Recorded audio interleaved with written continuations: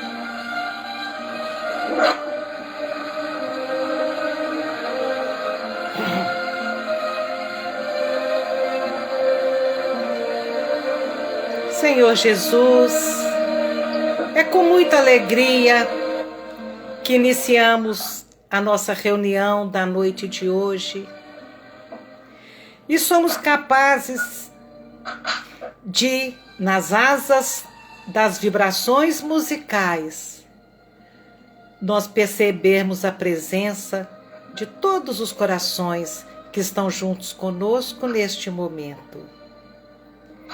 E isso é motivo de muita alegria, Senhor. Abrir os nossos corações, abrir a nossa casa e glorificar a Tua presença entre nós, por meio dos mensageiros que nos assistem incessantemente. É na certeza, Mestre, de que jamais nos deixarias órfãos, é que nós conseguimos levantar a cada manhã, ver a beleza do dia, abençoar cada luta e ter o coração repleto de esperança nas tuas promessas. Fica conosco, Jesus, hoje e sempre, que assim seja. Boa noite a todos.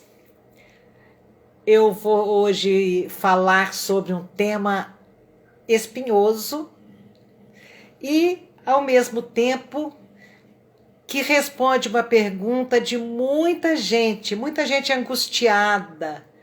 A pergunta é: nós todos morremos na hora certa? É realmente correto dizer chegou a hora, fulano foi embora porque chegou a hora, Deus levou?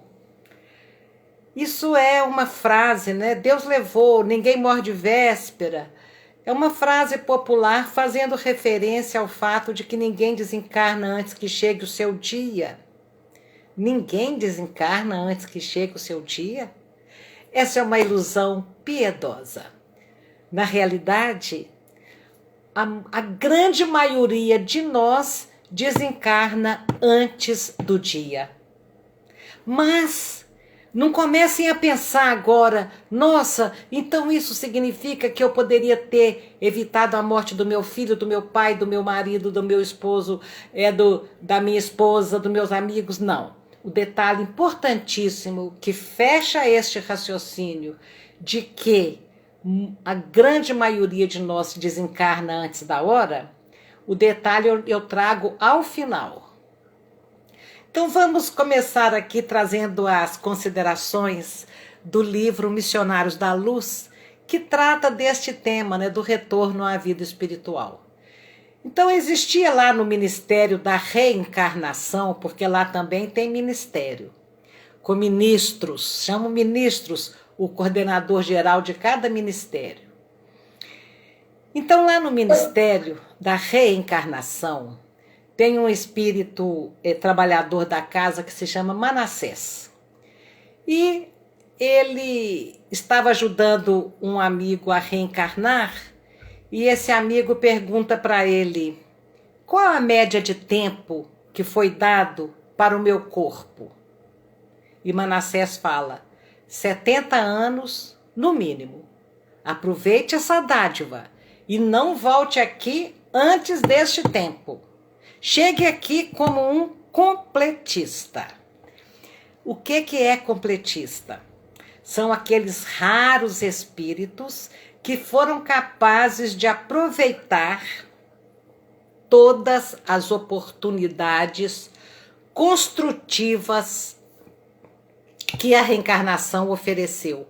Porque, gente, a vida nos oferece a cada instante uma oportunidade de trabalharmos em favor do próximo, a cada instante a oportunidade de ajudar e de crescer. Então, o completista é aquele que aproveitou as oportunidades de crescimento que a vida ofereceu. Então, são aqueles raros, né, que aproveitam todas as oportunidades. São raros porque quase todos nós perdemos o tempo, desperdiçando nossas forças, colocando a nossa energia em lugares que não vão nos levar absolutamente para frente. Então, muitos de nós conseguem fazer algo útil. A gente faz umas coisas úteis, mas desperdiçamos 50%, 60% e até 70% das nossas possibilidades. Nós não estamos usando as nossas possibilidades. O que é possível a gente fazer. A gente não está fazendo o que é possível fazer. Nós movimentando as nossas forças, mas em atitudes, muitas das vezes, em atividades inferiores. Gastamos uma energia enorme. Por exemplo, me perdoem os que gostam, uma energia enorme, meses e meses bordando uma fantasia de carnaval, meses e meses ensaiando, e depois desfila, e depois descansa uma semana. É uma atividade que faz mal a alguém? Não, mas perdeu-se um tempo. Não foi para isso, a gente não está aqui de férias. Então, completista é aquele trabalhador leal, produtivo, que em vez dos desregramentos que destrói o corpo e a alma, envenena a alma, eles estão sempre buscando conservar a saúde e fazer o melhor que podem. Então a gente fica assim muito acomodado. Ah, o bom espírita é aquele que faz esforços para se transformar.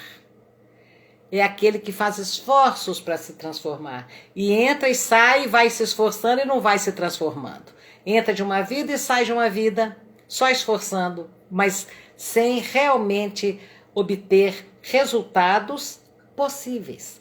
Resultados dentro das possibilidades. Então, como nós podemos perceber, quando o Espírito pergunta a Manassés qual é a média de tempo que foi dado ao meu corpo, parte-se do ponto que nós saímos de lá com uma data de retorno para lá já delineada. Mas nós temos o livre-arbítrio, que nos permite construir nosso destino a cada dia. Mas algumas coisas a gente traz bem delineadas, e entre elas nós podemos considerar aí o gênero de morte e a época da nossa morte. Então todos morrem na hora certa? A grande maioria antecipa pelos pequenos suicidiozinhos diários. Continuo pedindo a vocês que assistam com atenção até o final para ninguém começar a agregar culpas e ansiedades ao já tão doloroso processo de luto. Então vamos ver o que o Velho Testamento nos diz a respeito dessa hora. No Salmo 139, o rei Davi escreve para Deus: os dias que me deste a viver foram todos escritos no teu livro, quando ainda nenhum dia existia. Os dias que me destes a viver foi escrito no seu livro, quando ainda nenhum dia existia. Ou seja, antes da gente contar um dia de vida aqui na Terra, antes de nascidos, os dias que eu viveria aqui já estavam contados. Então a Bíblia ainda mostra os comportamentos que podem nos levar embora antes do tempo. A gente vê, por exemplo, no livro de Jó, capítulo 15, versículo 31, que fala dos desgastes. O que desgasta a vida e ela termina, a vida física, e ela termina antes? Jó fala dos desgastes da vaidade, que consomem as nossas energias em coisas inúteis, em coisas passageiras, em coisas sem importância.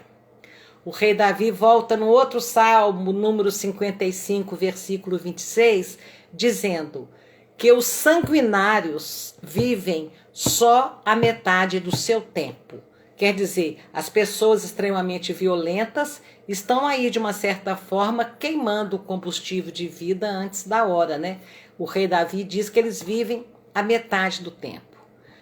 Salomão, em sua sabedoria, escreve o Eclesiastes, e lá no capítulo 7, versículo 17, ele atribui ao fato de não vivermos o tempo todo que viemos para viver, a prática de ruindades, de impiedades e a prática de loucuras. Por outro lado, nos 10 mandamentos, lá no 4º mandamento, honrai vosso pai e a vossa mãe, a gente vai encontrar dizendo que quem honrar o pai e a mãe vai ter longos dias na terra. Quer dizer, nós podemos também aumentar, né, a quantidade de dias para a nossa terra, de nós aqui na terra. Em Êxodos, nós vamos encontrar que a morte, muitas das vezes, olha a sabedoria de Moisés em Êxodos, a morte muitas vezes pode ser consequência das nossas escolhas. E ele não está falando de suicídio, não. ele está falando da mesma coisa que Jó. E nós vamos encontrar em Eclesiastes 7, eu já falei, e Eclesiastes 3, aquela famosa e linda frase que há um tempo de nascer e há um tempo de morrer. Então, esse assunto é o que eu trago hoje, é doloroso. Imagina que na Grécia Antiga, ninguém dizia fulano, ninguém falava a palavra morte. Falava assim, fulano deixou de viver. Não fala assim, fulano morreu. Fulano deixou de viver. Eu costumo dizer, ele se foi, ela se foi. E quando, às vezes, eu falo muito sobre esse tema de perdas de entes queridos por aí, afora, então quando eu falo fulano morreu, eu percebo sempre alguém incomodado com o verbo morrer, acha que é uma heresia, que a gente tem que falar desencarnar. Mas desencarnar é um luxo. Morrer é perder a vida do corpo físico. E desencarnar é largar tudo, todos os interesses para trás. É se desligar dos projetos da Terra, dos sonhos e criar novos projetos e novos sonhos na vida que continua. Desencarnar é conseguir deixar para trás, desapegar das coisas e das pessoas aqui da Terra. Então, morrer é um fato e desencarnar vem como consequência de uma alma capaz de desprender-se da Terra. Então, quando eu falo fulano morreu, é porque ele morreu mesmo e a gente não sabe se ele vai conseguir desencarnar e quando. Porque muitos ficam presos por aqui. Então a gente fala de desregramentos. E quando a gente fala que os desregramentos que diminuem a nossa vida, a gente pensa assim, não, eu tenho uma vida equilibrada. Eu tenho uma vida de equilíbrio, eu não me entrego a nenhum desregramento.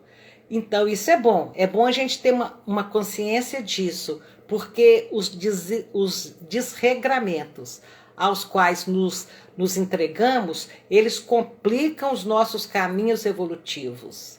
E eles criam laços escravizantes, como por exemplo, dos vícios, que destroem a nossa saúde. Também é considerado desregramento quando nós alimentamos enganos, fantasias, destruindo o nosso corpo, envenenando a nossa alma. E em Missionários da Luz a gente ouve toda hora eles dizerem que poucos cumprem integralmente o tempo que lhes foi concedido. A maioria desencarna antes da hora, com raras exceções, né? O homem terrestre, nós, humanidade, vamos aí na nossa jornada, na nossa caminhada, abusando do corpo físico e comprometendo a vida, até com o excesso de trabalho. Quantos morrem pelo excesso de trabalho? E isso é complicado, isso é muito complicado, porque nós somos capazes de destruir o corpo físico de fora para dentro e de dentro para fora. Como é que isso funciona? A intemperança, o desregramento para alimentar, a gula, a voracidade, né? Os vícios, a indisciplina de um modo geral do álcool, do fumo, dos tóxicos, né? Os excessos de toda ordem, ausência de exercícios físicos, cuidados com a higiene. Cuidados com a higiene, eu entendo também a saúde, o cuidado com o corpo, o repouso adequado, levar uma vida de tal forma que você bote a cabeça no travesseiro e durma, porque isso é fonte de saúde. O pouco sono elimina a resistência orgânica ao longo dos anos e abrevia, né? Todas essas práticas destruidoras, elas abreviam a vida. Então a gente tem um potencial genético, que é o tempo que a gente saiu de lá, a quantidade de combustível que a gente saiu de lá com ele, mais um potencial energético, que é o fluido vital que a gente traz, a energia vital que a gente traz e que vai definir quanto tempo que nós teremos aqui. Quando a gente tem emoções ruins, vida sedentária, esse potencial energético vai caindo e a gente cai na situação do suicídio indireto. Assim como também nós podemos ter moratórias. Moratórias é ficar a mais do que o tempo que a gente trouxe planejado. Mas às vezes, meus queridos, a moratória é concedida a quem está desempenhando uma tarefa para a qual ainda não tem um substituto, uma tarefa importante. E me perdoem dar o exemplo, mas é tão real que eu quero trazer sim. O meu pai sofreu um infarto em 76 e a espiritualidade viu que ainda não tinha ninguém preparado para assumir o Luiz Gonzaga. E então foi dado a ele mais tempo para ele organizar a sucessão.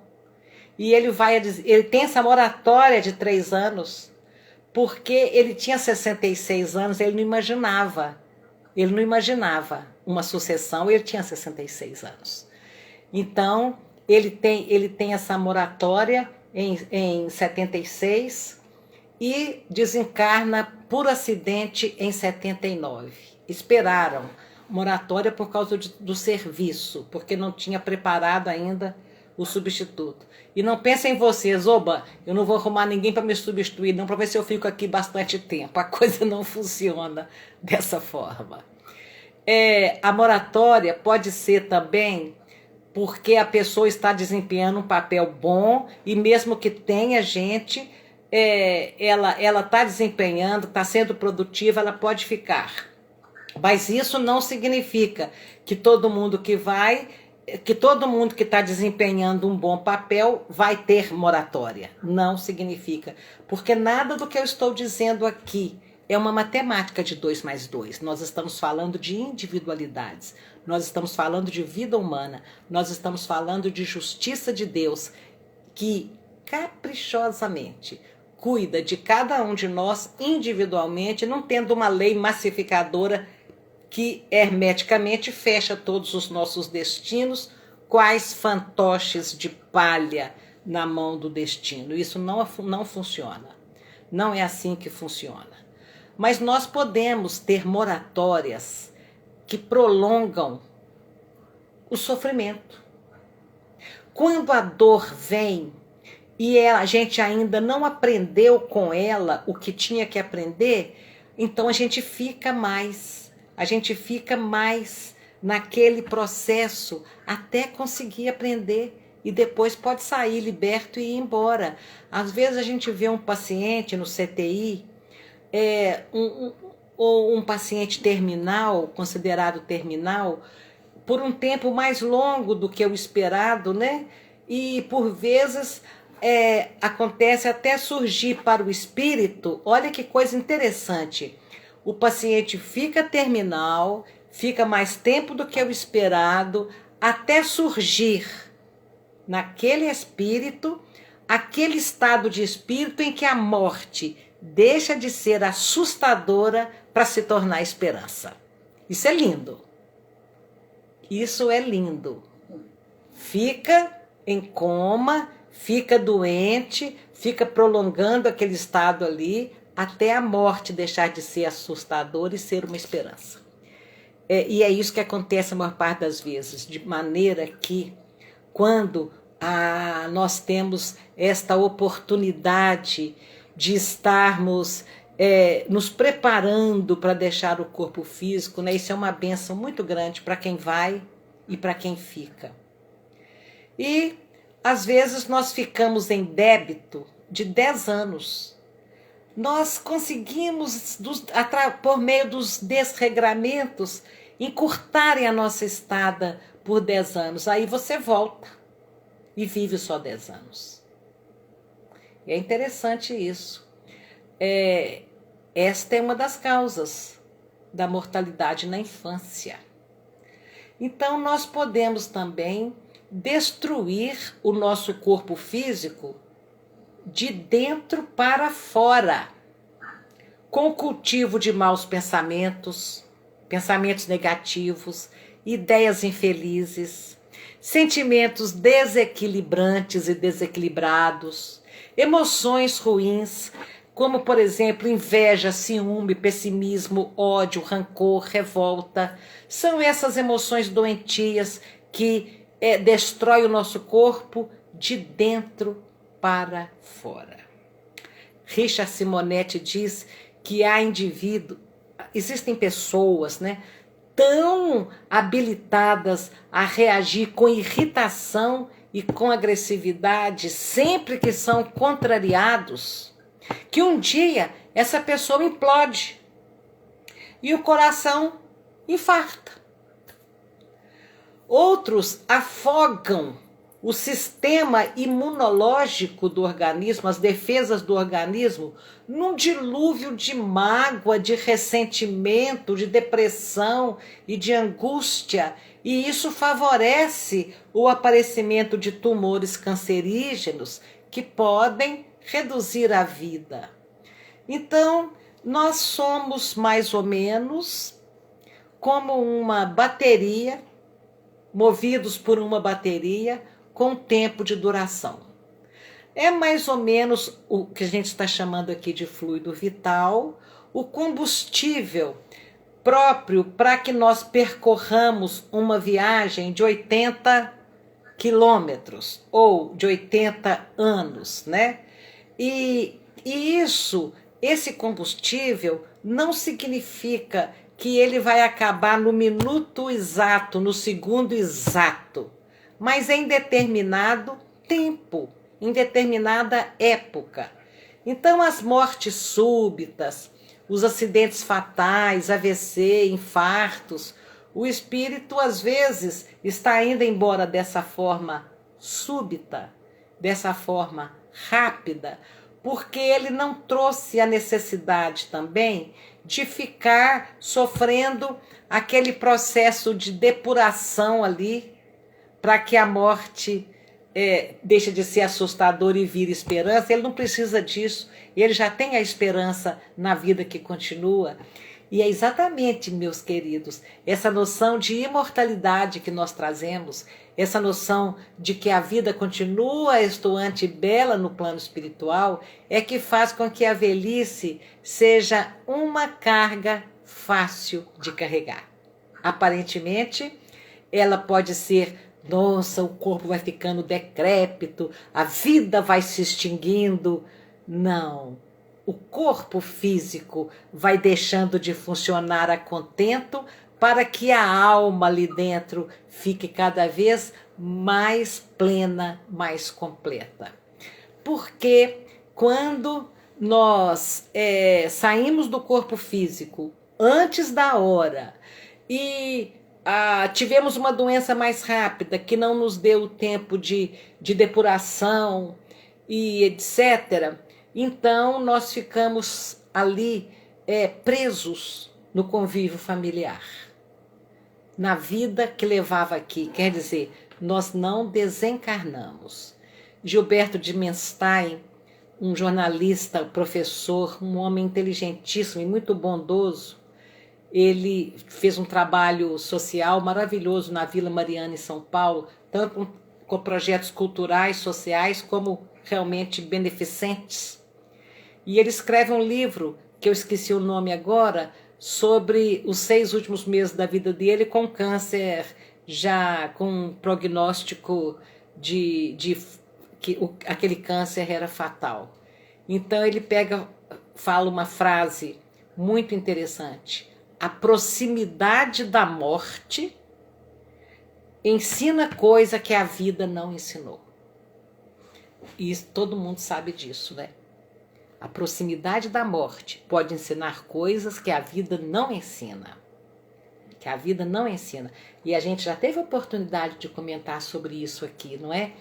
As pessoas que saem de uma experiência quase morte, elas saem modificadas, elas reavaliam a vida, os valores, quase morte. Imagina quem morre mesmo, né? Quem está ali próximo da morte. O que nós não podemos fazer é aquilo que o Dalai Lama, nos orienta que a pessoa às vezes morre como se nunca tivesse vivido e vive como se nunca fosse morrer. E eu não sei o que é pior. Se é morrer como se nunca tivesse vivido ou se se é morrer como se nunca tivesse vivido ou viver como se não fosse morrer nunca, como se fosse eterno. Então, meus queridos, o nosso corpo físico traz essa herança genética que define os nossos rumos. E nós temos o livre-arbítrio, onde nós vamos movimentar toda a nossa herança genética, aumentando o nosso tempo aqui ou diminuindo. Então, nós trazemos o fluido vital, que é essa energia que, ao reencarnarmos, contém uma perspectiva, uma possibilidade e não uma data especificamente. Quanto à fatalidade do que pode acontecer da morte, será que nós conseguimos evitar? É uma pergunta interessante, porque a família toda traz problemas cardíacos. Dá para prevenir que a gente também infarte cedo e vá embora? Dá para mudar essa data? Dá para cuidar do corpo físico e falar, eu tenho propensão ao problema cardíaco, ao infarte súbito, à morte muito cedo, eu vou me cuidar? Dá para fazer isso sim, porque nem a carga genética é uma fatalidade tal qual a gente pense que ela pode ser. A Angelina Jolie, alguns anos atrás, aquela atriz linda, maravilhosa do cinema, faz uma mastectomia total, ela radical, né, dos seios, porque pelos exames da medicina avançada dos Estados Unidos, ela percebe que ela era um risco, que ela trazia probabilidades enormes de ter um câncer de mama, e embora cedo, como a mãe foi e mais alguém da família dela. Há de se perguntar uma coisa, só para provocar. O dinheiro é capaz de prolongar a vida? Morre-se de câncer é quem não pode pagar um bom tratamento? Ou ao contrário, você não pode pagar um bom tratamento porque você veio para ir embora de câncer? Deus está tomando conta de nós. Deus está tomando conta de nós. E a Angelina, será que a missão dela era mostrar os avanços da ciência médica? Que é uma coisa abençoada por Deus? A ciência médica, mostrar as possibilidades de se conservar a vida, mostrar que nós devemos fazer de tudo para prolongar a nossa estada no corpo físico, pode ser este o papel dela. E ela pode ter conseguido, ou conseguir realmente provar que é possível cuidar de um corpo e ficar o tempo que veio para ficar ou até mais. Extrapolando um pouquinho essa questão social aí, ela tinha dinheiro, faz a mastectomia. Como é que chama a coisa, gente? Mastectomia, né? Ela retira os seios, ela tinha dinheiro para fazer isso e foi por isso que ela ficou, que ela não contraiu o câncer. É aquela outra história que a gente pode também pensar. Quem fica preso, quem fica encarcerado é quem não tem dinheiro para pagar um bom advogado. Deus está cuidando de nós. Se nós olharmos a vida direitinho, a gente vai ver aí a justiça. A pessoa não pode pagar um bom advogado porque, pela programação dela, é bom que ela fique presa, encarcerada. A experiência que ela traz para vivenciar nessa existência é o cárcere. É o cárcere. Haja vista também a quantidade de aparentes injustiças, né, que existem nesse processo aí. Mas, quando a gente estuda a justiça divina, a gente vê que pode haver injustiça, mas não há injustiçados. Cada um está passando o que pode passar, o que precisa passar, o que dá conta de passar. Assim como também os idosos abandonados, maltratados, eles gastam mais fluidos vitais e vão embora um pouco antes. Os idosos que são carinhosamente cuidados, eles preservam a quantidade de fluido vital mais tempo. O que vive com o amor dos netos, da família, esses aí têm probabilidade de não ir embora antes da hora. Como nós vemos muitas pessoas idosas que olham ao redor, não vê mais ninguém. Olha ao redor, não percebe amor da família e começa a acalentar aquela ideia até sem saber, até sem perceber a gravidade da situação.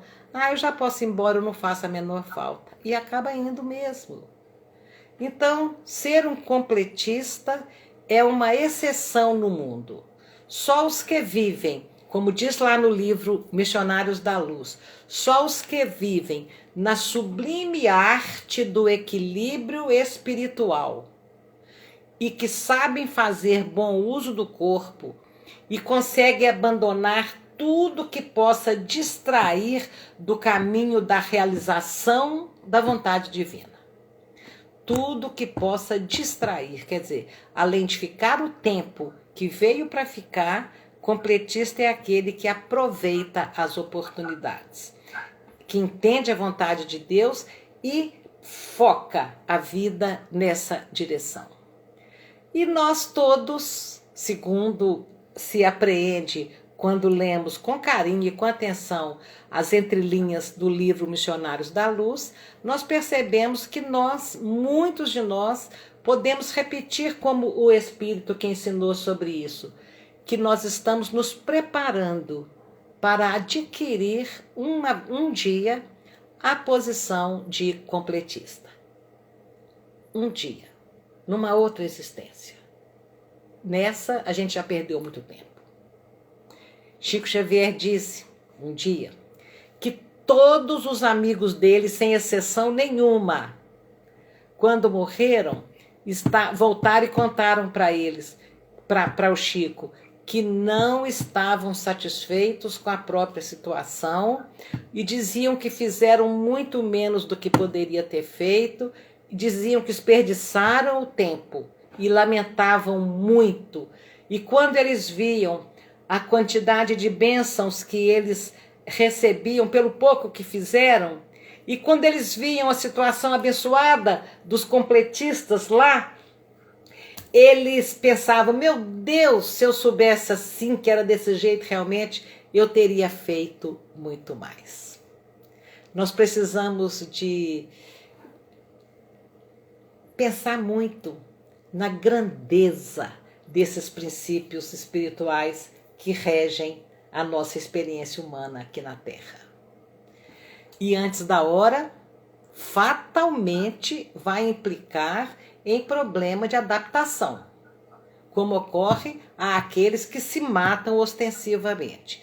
Claro que nós não vamos sofrer absurdos, porque, embora a gente possa desencarnar prematuramente em virtude da intemperança, né, física ou mental, a nossa situação é menos constrangedora, já que a gente não pretendia morrer. Ainda assim, a gente vai responder pelos prejuízos causados ao corpo físico, porque o corpo físico não é nosso. É um patrimônio que nos foi emprestado. E quando a gente malbarata os recursos que o nosso corpo tem de saúde, de longevidade, a gente estraga o próximo corpo físico que a gente vai ter. Assim como um completista não é o que ficou santo, completista é aquele que completou tudo que ele veio fazer naquela existência. E quando ele volta para a Terra, o completista tem um corpo perfeito, perfeito, todo saudável, todo equilibrado, né? E nós corremos o risco de voltar aí dentro de uma lata velha, né? Um calhambeque, na fala jocosa de Richard Simonetti. Então, nós não somos proprietários do nosso corpo, temos que pensar nisso, nós não podemos usá-lo de uma forma precária, como alguém que aluga um automóvel para uma longa viagem, e há um programa a ser observado, roteiro, percurso, duração, manutenção, né? Se nós abusarmos do corpo desse carro, a gente vai acelerar muito com indisciplinas, com tensões, com envenenamentos de vícios, e a gente vai esquecer de lubrificar esse carro com otimismo, com bom ânimo, com esperança. Então, se a gente não fizer isso, nós vamos ter problemas mecânicos do nosso próximo corpo. E no futuro, a nossa próxima viagem pode ser num corpo que vai exigir muito cuidado, muito limite, muita disciplina. Olha para vocês verem, vou dar um exemplo, me perdoem os diabéticos. O diabetes é uma doença que simplesmente ela vem para pontuar a disciplina alimentar. Vocês percebem isso? Basta disciplina alimentar. Se eu estou enganada, pelo amor de Deus, os médicos, deve ter uns 3 aí nos ouvindo, nos ajuda nisso. Mas eu sempre imaginei que o diabetes era essa pontuação, esse freio, né, que o corpo físico trouxe para que a gente de novo não fosse, não tivesse de novo a intemperança, né? Então, o detalhezinho que eu guardei para o final nós podemos antecipar o momento da nossa morte.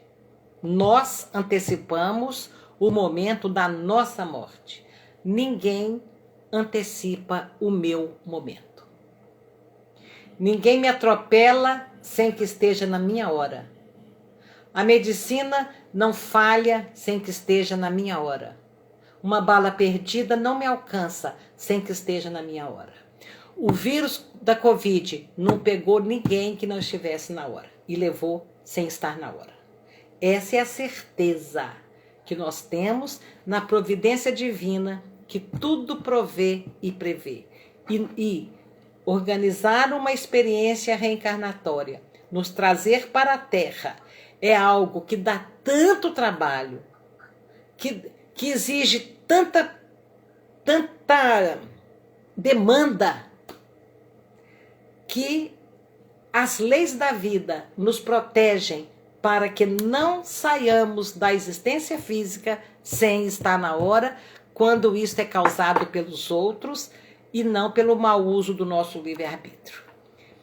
Meus queridos, eu tenho a impressão que este tema de hoje, o saber isso, vai trazer mais tranquilidade e paz para aqueles que viram seus entes queridos partirem. Vai trazer mais discernimento e luz para aqueles que andam desperdiçando o tempo. Vai trazer mais uma chamada para aqueles que não estão cuidando do corpo físico, templo sagrado das nossas almas. Eu aconselho hoje a leitura do item Causas Anteriores das Aflições e Causas Atuais das Aflições, no capítulo 5 do Evangelho segundo o Espiritismo. Então, quem quiser entender melhor a vida, e quando nós compreendemos a vida, nós nos equilibramos. Nós somos capazes de olhar para o lado e dizer, está tudo certo. E aquietar a nossa alma. E aquietar a nossa alma. É nisso que eu acredito. Que Jesus nos abençoe infinitamente a todos nós. Nani, faça a prece final, por favor. A dona Marta está viajando para São Paulo. Ok. Senhor Jesus, nós te agradecemos mais essa oportunidade de aprendizado. E também, Senhor, Agradecemos as bênçãos dos nossos irmãos maiores, pedindo que a cada lar de todos nós seja abençoados e protegidos, que a nossa Mãezinha Santíssima possa estar com cada um. Ave Maria, cheia de graça, o Senhor é convosco. Bendita sois vós entre as mulheres. Bendito é o fruto de vosso ventre, Jesus. Santa Maria, Mãe de Jesus, rogai a Deus por nós, os pecadores, agora e para sempre. Que assim seja. Que assim Obrigada seja. pela oportunidade. Que assim seja. Muito obrigada a todos. Boa noite a todos. Quem quiser fazer alguma pergunta, algum comentário, pode mandar no meu WhatsApp, viu, gente? Boa noite. Boa noite.